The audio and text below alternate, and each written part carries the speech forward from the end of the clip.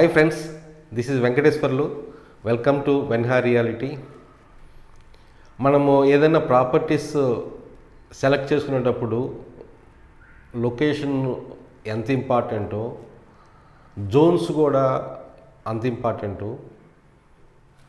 Telangana government ముఖ్యంగా హైదరాబాదును infrastructure develop చేసే కార్యక్రమంలో ముఖ్యంగా ఈ హెచ్ఎండిఏ ప్లాన్ 2031 అనే తీసుకొచ్చింది. అంటే హెచ్ఎండిఏ అంటే హైదరాబాద్ మెట్రోపాలిటన్ డెవలప్మెంట్ అథారిటీ. ఈ ప్లాన్ ప్రకారము ఈ ప్లాన్ 2031 వరకు ఉంటుంది.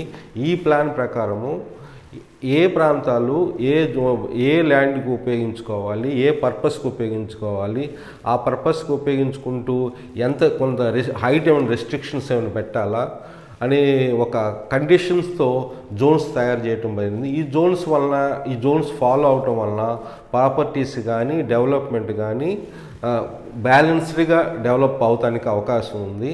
మెయిన్ పర్పస్ బ్యాలెన్స్డ్గా డెవలప్మెంట్ అవ్వాల్సింది ముఖ్యమైన ఎయిమ్ అది.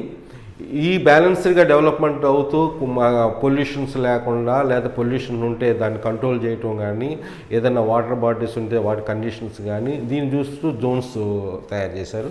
ముఖ్యంగా హెచ్ఎండి 2031 ప్రకారము టోటల్గా ల్యాండ్ని 12 జోన్స్గా డివైడ్ చేయడం జరిగింది. ఈ 12 జోన్స్ ప్రతి జోను చాలా ఇంపార్టెంట్. ఇందులో చూసేళ్ళకే ముఖ్యంగా 1 by 1 మనం ఈ జోన్స్ ఏంటి, ఈ జోన్స్ వలన ఏ విధంగా ఉపయోగించుకోవచ్చు, రెస్ట్రిక్షన్స్ ఏంటి అనేది 1 by 1 గో త్రూ ఇట్. ఇందులో ముఖ్యంగా నెంబర్ 1కి వచ్చేళ్ళకే రెసిడెన్షియల్ జోన్. మన ప్రాపర్టీస్కి రెసిడెన్షియల్ జోన్లు ఎక్కువ కొంటాం కాబట్టి ఇది చాలా ఇంపార్టెంట్ జోను. రెసిడెన్షియల్ జోన్ను కూడా ఇందులో కూడా మళ్ళీ సబ్ డివైడ్ చేసి 4 సబ్ డివిజన్ చేశారు: R1, R2, R3, R4. ఈ R1 జోన్లో ముఖ్యంగా ఇందులో గ్రోత్ కారిడార్లు, దాన్ని ఆనుకొని ఉన్న ప్రాంతాలు, అంటే గ్రోత్ కారిడార్ అంటే ఫర్ ఎగ్జాంపుల్ మన ఔటర్ రింగ్ రోడ్ అనేది ఒక గ్రోత్ కారిడార్, దాని చుట్టుపక్కల 1 కిలోమీటర్ అట్లాగా కొన్ని డివిజన్ చేసేసి దాన్ని ఆనుకొని ఉన్న ప్రాంతాల ప్రాపర్టీస్ని R1 జోన్లో తీసుకురావడం జరిగింది.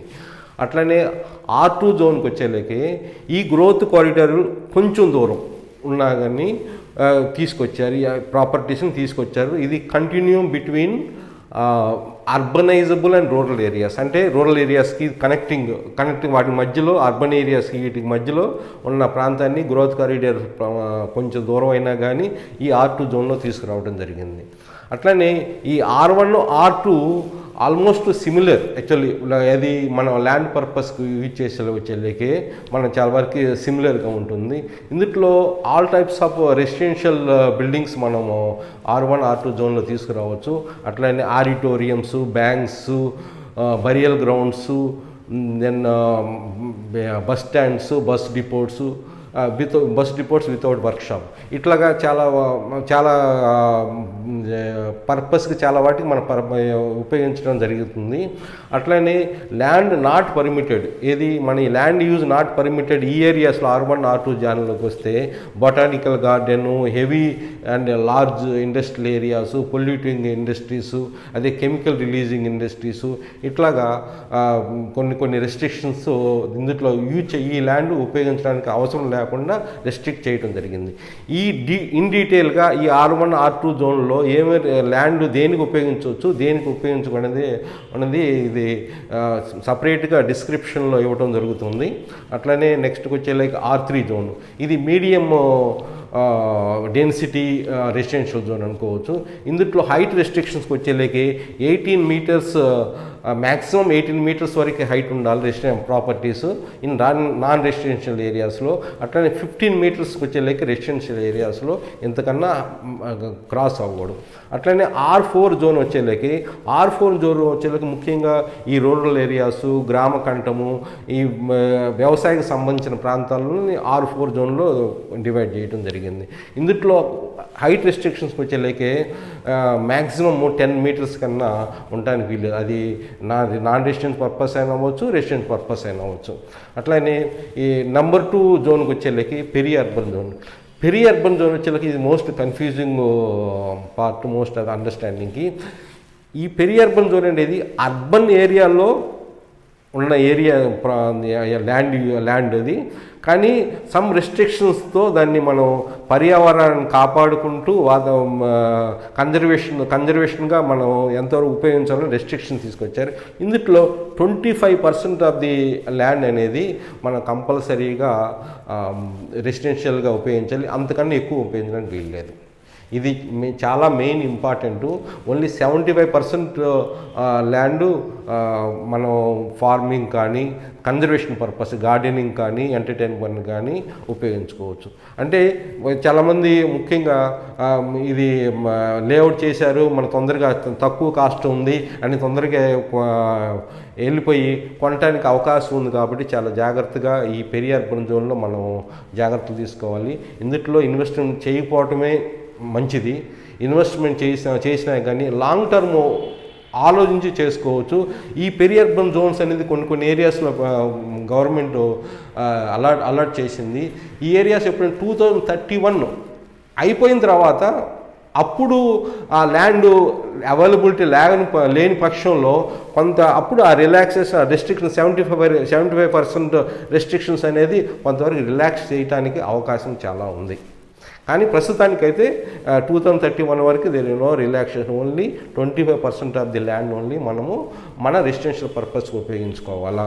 అంటే 200 స్క్వేర్ యార్డ్స్ కానీ 300 స్క్వేర్ యార్డ్స్ మనం ఉపయోగించినప్పుడు ఓన్లీ 75 స్క్వేర్ యార్డ్సే మనము రెసిడెన్షియల్ ఉపయోగించుకొని మిగతా 225 స్క్వేర్ యార్డ్స్ మనము కన్జర్వేషన్ పర్పస్గా ఉపయోగించుకోవాలా.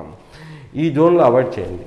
అట్లానే మ్యానుఫ్యాక్చరింగ్ జోను ఇది ఈ జోన్స్లో ఓన్లీ రెసిడెన్షియల్ ఇండస్ట్రీస్ వరకే, కంపెనీస్ వరకే మనం ల్యాండ్ యూజ్ చేయాలా. రెసిడెన్షియల్ పర్పస్కి ఎట్టి పరిస్థితుల్లోనూ ఈ ల్యాండ్ యూజ్ చేయకూడదు. అట్లా ఎవరైనా తెలియక చేస్తున్నా కానీ అది పర్మిషన్ తర్వాత రావు, అవి చూసుకొని మనం ఇన్వెస్ట్మెంట్ చేసుకోవాలా. అట్లానే సెమీ పబ్లిక్ యూటిలిటీస్ జోన్స్. ఇందులో సెమీ పబ్లిక్ యూటిలిటీస్ అంటే ముఖ్యంగా రైల్వే స్టేషన్స్ కానీ, బస్ స్టాండ్లు కానీ, హాస్పిటల్స్ కానీ, సినిమా హాల్స్ కానీ, అంటే పబ్లిక్ యూజ్ చేసే ఈ ప్రాంతాలను ల్యాండ్ యూజ్కి ఈ జోన్స్లో మనం పరిగణిస్తారు. అట్లానే recreation and open space use zone. ఇది ముఖ్యంగా స్పోర్ట్స్, అమ్యూజ్మెంట్ పార్క్స్ ఇటువంటి వాటికి మనకి రిక్రియేషన్ పర్పస్కి ఉపయోగించి ఈ జోన్లో మన ల్యాండ్ ఆ పర్పస్గా ఉపయోగించాలి. మళ్ళీ నెక్స్ట్ వచ్చేలేక 6th జోన్ వచ్చేలేకే ఫారెస్ట్ జోను. ఇది కూడా చాలా ఇంపార్టెంటు. తెలంగాణ గవర్నమెంట్ వచ్చిన తర్వాత ఈ ఫారెస్ట్లు ఎక్కడెక్కడైతే ఉన్నాయో వాటి బౌండరీస్ ఫిక్స్ చేసి చాలా ప్రొటెక్ట్ చేసి ఈ జోన్స్ని ఫిక్స్ చేసి ఇందులో జోన్స్గా చేశారు. ముఖ్యంగా ఈ గ్రీన్లో బాగా డార్క్ గ్రీన్లో ఉంటుంది ఇది ఈ ఫారెస్ట్ జోను. ఆ ఏరియాస్లో కూడా ఏ విధమైన మన ఇన్వెస్ట్మెంట్ చేయడానికి లేదు, పర్మిషన్స్ రావు, చాలా జాగ్రత్తగా ఉండాలి. అట్లానే స్పెషల్ పర్పస్ జోను. ఇది కూడా చాలా ఇంపార్టెంటు. కొంత ప్రాంతాల్లో ముఖ్యంగా హెరిటేజ్ అంటే గోల్కొండ ఫోర్టు, చార్మినార్ ఇటువంటి ప్రాంతాల్లో ఆ కట్టడాలని, చారిత్రాత్మక కట్టడాలని ప్రొటెక్ట్ చేయడానికి కానీ, అట్లనే డిఫెన్స్ ఏరియాస్ కానీ, అట్లనే బయో కన్జర్వేషన్ ఏరియాస్. అంటే బయో కన్జర్వేషన్ అంటే అంతకుముందు వీడియోలు చెప్పినట్టుగా 111 జీవో ఏరియాలో అది నదీ పరివాహక ప్రాంతాల్లో కూడా ఈ జోన్ కింద వస్తుంది, స్పెషల్ పర్పస్ జోన్. ఈ ఏరియాస్లో కూడా మనం ఏ విధమైన ఇన్వెస్ట్మెంట్ చేయకూడదు. ఇన్వెస్ట్మెంట్ చేస్తే చాలా రిస్క్తో పని మన డబ్బులు ఇన్వెస్ట్మెంట్ చాలా వేస్ట్ అవుతాయి. అట్లనే కన్జర్వేషన్ అండ్ అగ్రికల్చర్ జోన్. ఈ conservation agriculture zone most of ఇది అన్ని కన్జర్వేషన్ అగ్రికల్చర్ జోన్. ఈ జోన్స్లో మనం ఓన్లీ అగ్రికల్చర్ పర్పస్ కోసం ఉపయోగించాలి. ఏదన్నా లేఅవుట్ చేయాలన్నా కానీ తర్వాత ఇప్పుడు నాలా కన్వర్షన్ కానీ డబ్బులు ఫీజు కట్టేసి దాన్ని కూడా కొంతవరకు రెసిడెన్షియల్ పర్పస్గా ఉపయోగిస్తున్నారు ఇప్పుడు. అట్లనే నెక్స్ట్ 9th జోన్ వచ్చేసరికి ట్రాఫిక్ అండ్ ట్రాన్స్పోర్టేషన్ జోన్. ఈ జోన్లో మన land use only railway stations కానీ, ప్యాసింజర్ ఫ్రైట్ టెర్మినల్స్ కానీ, బస్ స్టాండ్స్ కానీ, రోడ్స్, ఎయిర్పోర్ట్స్ ఈ విధంగా మనకు దీనికి ఉపయోగించడానికి అవకాశం ఉంది. అట్లనే 10th జోన్ వచ్చేసరికి మల్టీ యూజ్ జోన్. ఇది కూడా చాలా ఇంపార్టెంట్. ఈ జోన్లో మనము ఉన్న ల్యాండ్ని మనం రెసిడెన్షియల్ పర్పస్గా ఉపయోగించవచ్చు, బిజినెస్ ఎస్టాబ్లిష్మెంట్ కమర్షియల్ పర్పస్ కూడా ఉపయోగించవచ్చు. అంటే ఇది చాలా ప్రీమియం జోన్ అనమాట. ఇందులో ఎప్పుడైనా కానీ రేట్స్ రియల్ ఎస్టేట్ పరంగా అప్రిషియేట్ అవడానికి చాలా అవకాశం ఉంది. ఫర్ ఎగ్జాంపుల్ వచ్చేలాగా multiple use zone around the 1 kilometre of the outer ring road multiple use జోన్గా మనం కన్సిడర్ చేస్తారు. అట్లా గ్రోత్ కారిడార్ లాగా అట్లనే కమర్షియల్ యూజ్ జోన్ కూడా ఏంటంటే దీనికి కూడా సపరేట్గా కమర్షియల్ పర్పస్ కొన్ని ప్రాంతాలను కూడా ల్యాండ్ని సెగ్రిగేట్ చేసి పెట్టారు. అది మల్టీప్లెక్సెస్ కానీ ఐటీ ఎనేబుల్ సర్వీసెస్ అట్లానే ఎడ్యుకేషన్ పర్పస్. ముఖ్యంగా ఏంటంటే ఇది మళ్ళీ కమర్షియల్ యూజ్ జోన్స్లో కూడా రీజనల్ రింగ్ రోడ్ కానీ రేడియల్ రోడ్స్ కానీ అట్లనే ఎక్స్ప్రెస్ వేస్ కానీ దాని పక్కన ఉన్న ప్రాంతాలని కమర్షియల్ యూజ్గా ఉపయోగిస్తారు. ఇది కూడా చాలా ప్రీమియం జోన్స్. ఇందులో కూడా ఇన్వెస్ట్మెంట్ చేస్తే చాలా అప్రిషియేషన్ రావడానికి అవకాశం ఉంది. ఇంకోటి last 12th zone water body జోన్లో కూడా అంతకుముందు కూడా ఒకసారి నేను వీడియోలో చెప్పాను.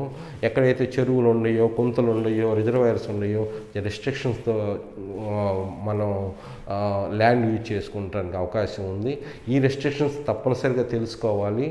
ఈ కుంతల దగ్గర, వాటర్ బాడీస్ దగ్గర ఫుల్ ట్యాంక్ లెవెల్ అని చాలా రెస్ట్రిక్షన్ కొంతవరకే ఆ ల్యాండ్ అంటే ఆ చెరువుల్ని, కుంతల్ని వీటన్నిటిని ప్రొటెక్ట్ చేయడానికి చేయాలనే ఒక మెయిన్ ఉద్దేశంతో ఈ వాటర్ బాడీస్లో కూడా ఆ జోన్ ఏర్పాటు చేయాలి. అంటే ఆ ఏరియాస్ నుంచి ఆ ఏరియాలో ఏదైతే ప్రొటెక్టెడ్ వాటర్ బాడీస్ జోన్లో ఉన్న ఏరియాస్ వరకు మనం రెసిడెన్షియల్ పర్పస్గా ఏ విధమైన ఉపయోగించడానికి ఉండదు.